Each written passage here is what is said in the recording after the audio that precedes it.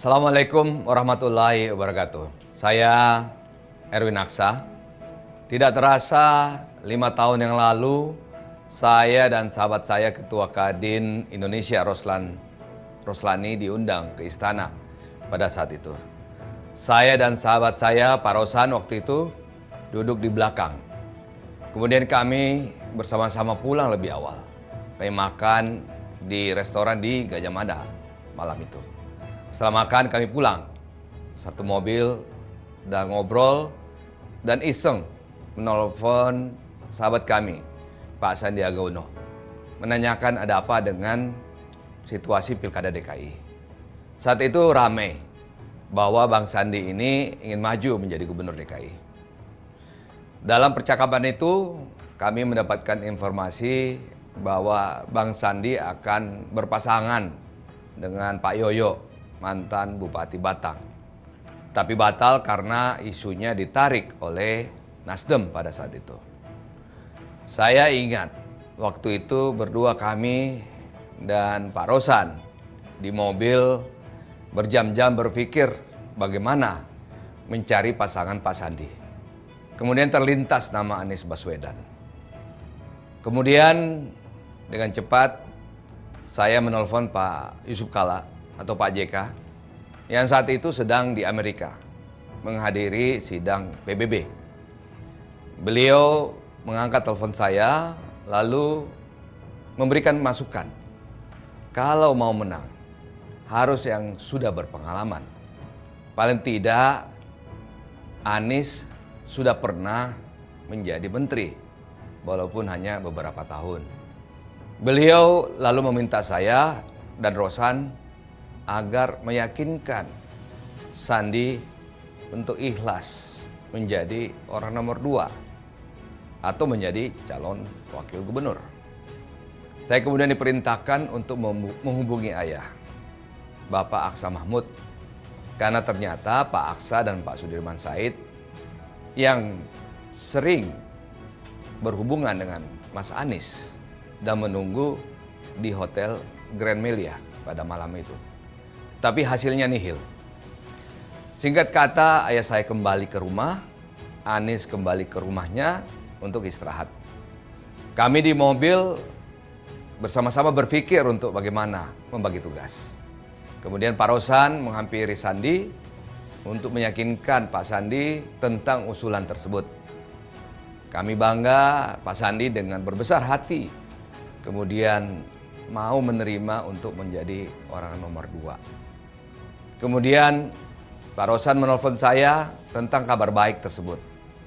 Karena Pak Aksa, ayah saya mengatakan kalau tidak menjadi nomor 1, Pak Anies tidak ingin maju.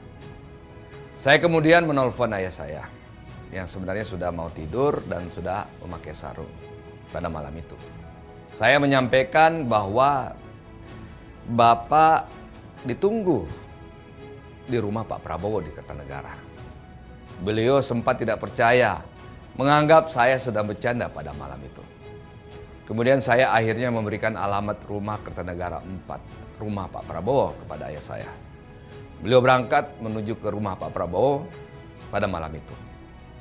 Akhirnya setelah lama ayah saya dan Pak Prabowo berbicara, akhirnya Pak Prabowo juga ikhlas menerima Mas Anies untuk bisa menjadi calon gubernur dari Gerindra dan PKS pada saat itu. Saya melihat Pak Prabowo sebagai seorang negarawan yang mau menerima Mas Anies yang saya tahu mengkritik keras Pak Prabowo pada saat Pilpres di 2014 yang lalu. Akhirnya Mas Anies datang ke Kertanegara pada malam itu juga. Disepakati seperti yang tadi saya sampaikan, Mas Anies sebagai calon gubernur, Mas Sandi Uno sebagai calon wakil gubernur.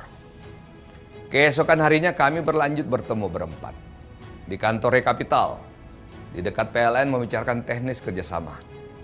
Intinya, kemudian saya harus menanggung beban lebih besar, karena dianggap saya jadi sponsor. Kalau tidak salah waktu itu perhitungannya 70-30. Saat itu saya dan Pak Rosan saling kedip mata, Sudah, terima aja bro, yang penting jadi. Akhirnya kesepakatan itu terjadi dan Mas Anies serta Bang Sandi sholat Jumat di Masjid At-Taqwa. Menandakan kalau mereka adalah pasangan cagup dan cawagup dari Gerindra dan PKS pada saat itu. Saya ingat survei waktu itu hanya 4% dibanding dengan lawan yang sangat tinggi hasil surveinya. Singkat kata, saya ingin bercerita kalau semua kehendak ada di tangan Yang Maha Kuasa. Kita hanya manusia biasa. Tidak ada lembaga survei yang bisa memprediksi Anies Sandi bisa terpilih menjadi Gubernur DKI dan Wakil Gubernur DKI. Sebentar lagi sahabat saya Anies akan berakhir menjadi gubernur.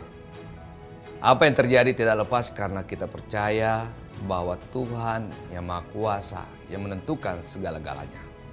Semoga Yang Maha Kuasa selalu memberikan jalan yang terbaik untukmu. Karena yang perlu kita semua ingat, dunia beserta isinya ialah milik Allah Subhanahu wa Ta'ala. Terlebih kekuasaan itu hanyalah faktor kecil yang ada di dalamnya. Seperti yang tertuang di dalam Al-Quran surah Al-Fatir ayat 1-4 ini. Yang pertama, segala puji bagi Allah, pencipta langit dan bumi, yang menjadikan malaikat sebagai utusan-utusan untuk mengurus berbagai macam urusan. Yang mempunyai sayap, masing-masing ada yang 2, 3, dan 4.